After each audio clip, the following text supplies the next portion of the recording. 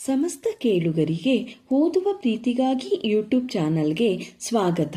ನಾನು ನಿಮ್ಮ ಪ್ರತಿಮಾ. ಈ ವಿಡಿಯೋ ನೋಡುತ್ತಿರುವ ನೀವು ದಯವಿಟ್ಟು ಈ ಚಾನಲನ್ನು ಸಬ್ಸ್ಕ್ರೈಬ್ ಮಾಡಿ, ಲೈಕ್ ಮಾಡಿ.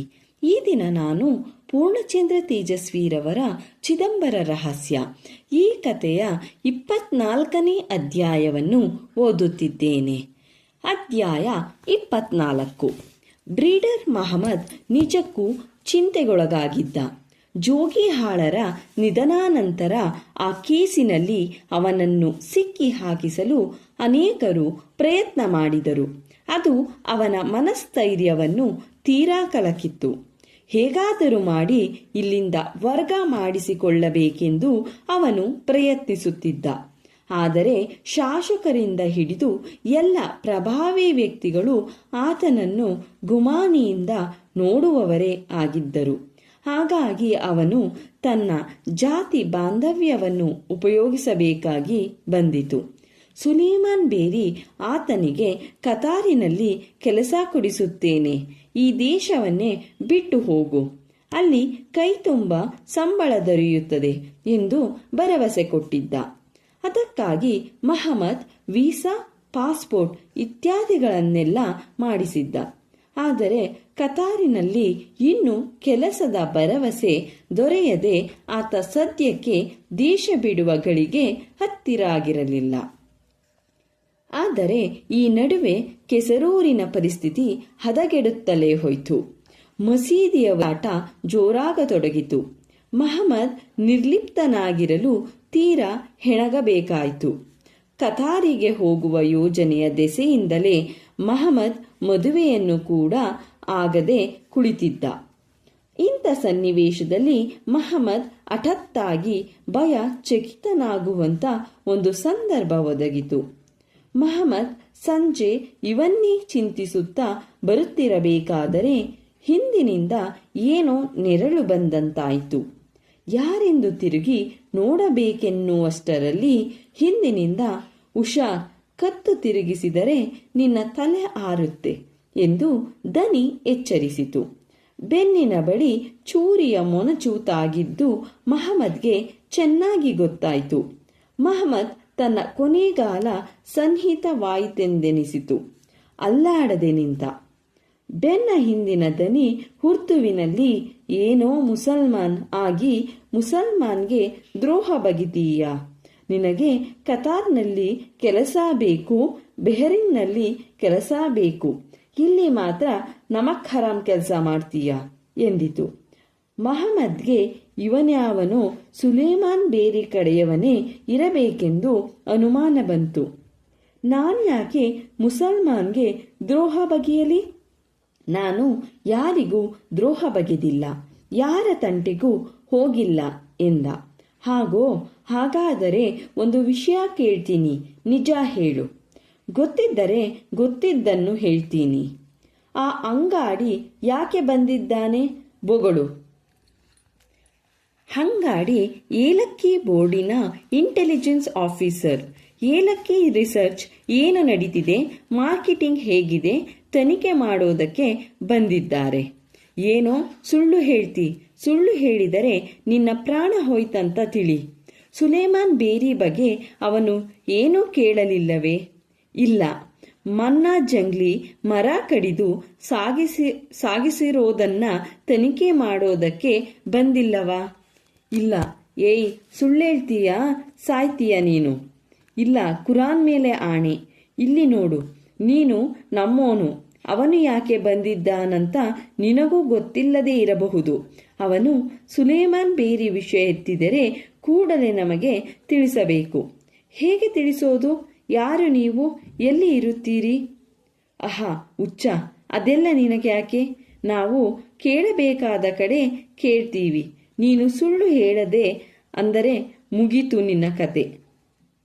ಗೊತ್ತಿದ್ದರೆ ಗೊತ್ತಿದ್ದಷ್ಟು ಹೇಳ್ತೀನಿ. ಸರಿ, ಜ್ಞಾಪಕ ಇಟ್ಟುಕೋ. ದ್ರೋಹ ಮಾಡಿದೆ ಅಂದರೆ ಈ ಚೂರಿ ನಿನ್ನ ಎದೆ ಒಳಗೆ ಎಂದು ಬೆನ್ನ ಹಿಂದಿನ ವ್ಯಕ್ತಿ ಚೂರಿಯನ್ನೊಮ್ಮೆ ನೋವಾಗುವಂತೆ ಬೆನ್ನಿಗೆ ಒತ್ತಿತು. ಮಹಮ್ಮದ್ ಮಾತಾಡಲಿಲ್ಲ. ಅವನಿಗೆ ಕತಾರು ಬೇಡವಾಗಿತ್ತು, ಬೆಹರಿಂಗು ಬೇಡವಾಗಿತ್ತು. ಒಮ್ಮೆ ಕೆಸರೂರಿನಿಂದ ಪಾರಾದರೆ ಸಾಕೆನಿಸಿತು. ಸರಿ, ನೆಟ್ಟಗೆ ಹಿಂದಕ್ಕೆ ತಿರುಗದೆ 200 ಹೆಜ್ಜೆ ಹೋಗು. ಈ ವಿಷಯ ಯಾರಿಗಾದರೂ ತಿಳಿಸಿದರೆ ನಿನ್ನ ಖತಮ್ ಮಾಡಬೇಕಾಗುತ್ತೆ ಎಂದಿತು ಬೆನ್ನ ಹಿಂದಿನ ದನಿ. ಬದುಕಿದೆಯ ಬಡ ಜೀವವೇ ಎಂದುಕೊಂಡ ಮಹಮ್ಮದ್ ಜೀವನಾಭಿಮುಖವೆನ್ನುವಂತೆ ಸರಸರ ಮುಂದುವರಿದ. ಹೆಜ್ಜೆ ಎಣಿಕೆಯನ್ನು ಮಾಡಲಿಲ್ಲ, ತಿರುಗಲೂ ಇಲ್ಲ. ನಿಜವಾಗಿಯೂ ಅವನಿಗನ್ನಿಸಿದ್ದು ಓಡಬೇಕೆಂದು. ತುಂಬಾ ದೂರ ಹೋದ ನಂತರ ಹಿಂದೆ ಯಾರು ಬರುತ್ತಿಲ್ಲವೆಂದು ಖಾತರಿ ಮಾಡಿಕೊಂಡು ಮಹಮ್ಮದ್ ನಿಂತು ಹಿಂದಿರುಗಿ ನೋಡಿದ. ಸನಿಹದಲ್ಲಿ ಯಾರೂ ಕಾಣಿಸಲಿಲ್ಲ. ರಸ್ತೆ ಖಾಲಿ ಇತ್ತು. ಆದರೆ ತನಗೆ ಚೂರಿ ತೋರಿಸಿ ನಿಲ್ಲಿಸಿದ ಜಾಗದಲ್ಲಿ ಯಾರೋ ನಿಂತಂತೆ ಕಂಡಿತು. ಬರುತ್ತಾ ಇದ್ದ. ಅವಮಾನವಾದಂತೆನಿಸಿತು. ಹಾಗೆ ನಿಂತುಕೊಂಡು ರಸ್ತೆಯಲ್ಲಿ ನಡೆದು ಬರುತ್ತಾ ಇರುವವನು ಯಾರಿರಬಹುದೆಂದು ನಿರೀಕ್ಷಿಸಿದ. ನಡೆದು ಬರುತ್ತಾ ಇರುವ ವ್ಯಕ್ತಿ ಹತ್ತಿರಾದಂತೆ ಮಹಮ್ಮದ್ಗೆ ತವಕ ಹೆಚ್ಚಾಗತೊಡಗಿತು. ಓಡಿ ಹೋಗೋಣವೆಂದೆನಿಸಿತು. ಆ ವ್ಯಕ್ತಿ ತೀರ ಹತ್ತಿರಾದಂತೆ ಎಲ್ಲೋ ಅವನನ್ನು ನೋಡಿದಂತೆ ನೆನಪು ಮಹಮ್ಮದ್ಗೆ. ಆ ವ್ಯಕ್ತಿ ಸುಮ್ಮನೆ ತನ್ನ ಪಾಡಿಗೆ ತಾನು ತನ್ನ ಯೋಚನೆಗಳಲ್ಲೇ ಲೀನವಾಗಿ ಮಹಮ್ಮದ್ ಎದುರೇ ಸಾಗಿ ಹೋದ. ಮಹಮ್ಮದ್ಗೆ ತನ್ನ ಬೆನ್ನ ಹಿಂದೆ ಚೂರಿ ಹಿಡಿದು ಮಾತನಾಡದವನಿಗೂ ಇವನಿಗೂ ಯಾವ ಸಂಬಂಧವೂ ಇಲ್ಲವೆಂದೆನಿಸಿತು. ಆದರೆ ಇವನು ಯಾರು? ಎಲ್ಲೋ ನೋಡಿದಂತೂ ಖಾತರಿ.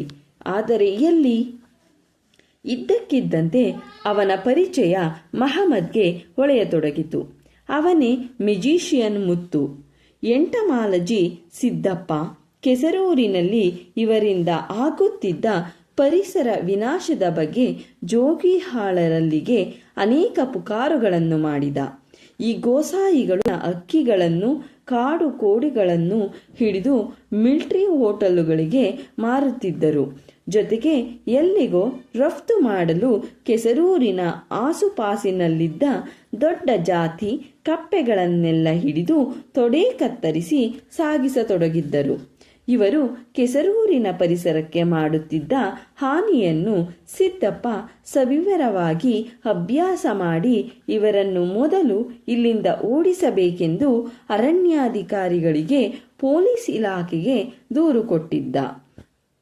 ಮತ್ತೆ ಇವರಿಗೂ ಸಿದ್ದಪ್ಪನಿಗೂ ಜಟಾಪಟಿ ಆರಂಭವಾಗಬಹುದೆಂದು ಮಹಮ್ಮದ್ ಯೋಚಿಸಿದ. ಹಾಗಾದರೆ ತನ್ನ ಬೆನ್ನ ಹಿಂದೆ ಚೂರಿ ಹಿಡಿದು ಬೆದರಿಸಿದ ವ್ಯಕ್ತಿ ಯಾರು? ಮುತ್ತುವಂತೂ ಅವನು ನಡೆದುಕೊಂಡ ರೀತಿಯಲ್ಲಿ, ಅವನ ಮುಖಭಾವದಲ್ಲಿ ಅವನೇ ಬೆದರಿಸಿದವನೆಂದು ಊಹಿಸಲ ಸಾಧ್ಯವಾಗಿತ್ತು. ಹಾಗಾದರೆ ತನ್ನನ್ನು ಬೆದರಿಸಿದವನು ಬೇರೊಬ್ಬನಾದರೆ ಆತ ಮುತ್ತುವನ್ನು ಕಂಡೇ ತನ್ನನ್ನು ಬಿಡುಗಡೆ ಮಾಡಿದ್ದನೆ. ಆದರೆ ಮುತ್ತು ನಡೆದು ಹೋದ ರೀತಿಯಲ್ಲಿ, ಅವನ ಮುಖಭಾವದಲ್ಲಿ ಚೂರಿ ಹಿಡಿದು ಬೆದರಿಸಿದವನನ್ನು ಅವನು ನೋಡಿದಂತೆಯೂ ಕಾಣಲಿಲ್ಲ. ಮಹಮ್ಮದ್ಗೆ ಏನೂ ಅರ್ಥವಾಗಲಿಲ್ಲ, ಯಾವುದು ಬಗೆಹರಿಯಲಿಲ್ಲ. ಆದರೆ ಮಹಮ್ಮದ್ಗೆ ಒಂದು ವಿಷಯ ಮಾತ್ರ ಸ್ಪಷ್ಟವಾಯಿತು. ಕೆಸರೂರಿನ ಜನ ತಮ್ಮ ಬಗ್ಗೆ ಉದಾಸೀನದಿಂದಿಲ್ಲ. ತಮಗೆ ಗೊತ್ತಿಲ್ಲದಂತೆ ತಾವು ಕೆಸರೂರಿನ ಸಮಾಜದ ಮರ್ಮಕ್ಕೆ ತಾಗುವಂತ ಏನೋ ಕೆಲಸ ಮಾಡಿದ್ದೇವೆ ಎಂದು. ಮಹಮ್ಮದ್ಗೆ ಚೂರಿ ತೋರಿಸಿ ಬೆದರಿಸಿದುದರ ಹಿನ್ನೆಲೆ ಸಾಕಷ್ಟು ಸರಳವಾದುದಾಗೇ ಇತ್ತು. ಪಾಟೀಲರು ಮತ್ತು ಅವರ ಶಿಷ್ಯರ ಮಿತ್ರವೃಂದವನ್ನು ಕೆಸರೂರಿನ ಎರಡೂ ಪಕ್ಷಗಳು ಎಂದು ಆಲಿಪ್ತರ ಗುಂಪೆಂದು ತಿಳಿದೇ ಇರಲಿಲ್ಲ. ಎರಡೂ ಪಕ್ಷದವರು ಇವರನ್ನು ಪರಸ್ಪರ ವಿರೋಧಿಗಳ ಗುಂಪೆಂದೇ ಅನುಮಾನದಿಂದ ನೋಡುತ್ತಿದ್ದರು. ಆದ್ದರಿಂದಲೇ ಪಾಟೀಲರಿಗೆ ಕಾಲೇಜಿನ ಸಮಾರಂಭದಲ್ಲಿ ವೆಂಕಟೇಶ್ವರ ಭಕ್ತರಿಂದ ಧಿಕ್ಕಾರ ಬಿದ್ದದ್ದು. ಆದರೆ ಅಂಗಾಡಿ ಎಂದೊಬ್ಬ ಅಪರಿಚಿತ ಕೆಸರೂರಿಗೆ ಆಗಮಿಸುತ್ತಲೇ ಸುಲೇಮಾನ್ ಬೇರಿ ಗುಂಪು ಕೊಂಚ ಜಾಗರೂಕತೆಯಿಂದ ಗಮನಿಸತೊಡಗಿತು. ಆತ ಇಂಟೆಲಿಜೆನ್ಸ್ ಆಫೀಸರ್ ಎಂದು ತಿಳಿದ ಮೇಲಂತೂ ಸುಲೇಮಾನ್ ಬೇರಿ ಕಡೆಯವರಿಗೆ ಗಾಬರಿಯಾಯಿತು. ಅವರಿಗೆ ತಾವು ಕೇಂದ್ರ ಸರ್ಕಾರದ ಅಧೀನದಲ್ಲಿದ್ದ ಮನ್ನಾ ಜಂಗ್ಲಿಯಿಂದ ಸಾಗುವಾನಿ, ಬೀಟೆ, ಹೊನ್ನೆ, ನಂದಿ ಮುಂತಾದ ಕೋಟ್ಯಾಂತರ ರೂಪಾಯಿ ಬೆಲೆ ಬಾಳುವ ಮರಗಳನ್ನು ಕಡಿದು ಕಳ್ಳ ಸಾಗಾಣಿಕೆ ಮಾಡಿದ್ದನ್ನು ತನಿಖೆ ಮಾಡಲು ಈತ ಬಂದಿರಬಹುದೇ ಎಂದು ಶಂಕಿಸಿದರು. ಆದ್ದರಿಂದಲೇ ಮಹಮ್ಮದ್ನಿಂದ ವಿಷಯ ತಿಳಿದುಕೊಳ್ಳಲು ಅವರು ಯತ್ನಿಸಿದ್ದು. ಮಹಮ್ಮದ್ ನೀಡಿದ ವಿವರಣೆಯಿಂದ ಅವರಿಗೆ ಯಾವ ಸಮಾಧಾನವೂ ಆಗಲಿಲ್ಲ.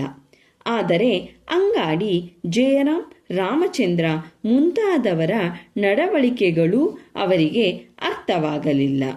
ಜೊತೆಗೆ ರಾಮಚಂದ್ರನ ಶಿಷ್ಯರಾದ ರಮೇಶ್, ರಫಿ ಮುಂತಾದವರು ಕೂಡ ವ್ಯವಹರಿಸುತ್ತಿದ್ದರು. ಈ ಗುಂಪಿನ ಗೂಢ ಚಟುವಟಿಕೆಗಳ ಅರ್ಥ ಅರಿಯದೆ ತಮ್ಮ ದುಷ್ಕೃತ್ಯಗಳ ಸರಣಿಯಲ್ಲಿ ಯಾವುದನ್ನು ಹಿಡಿಯಲು ಇವರು ಪ್ರಯತ್ನಿಸುತ್ತಿದ್ದಾರೆ ಎಂದು ಅಳುಕಿನ ಮನದಲ್ಲಿ ಮೆಲುಕುತ್ತಾ ನಿಗಾ ಇಟ್ಟಿದ್ದರು.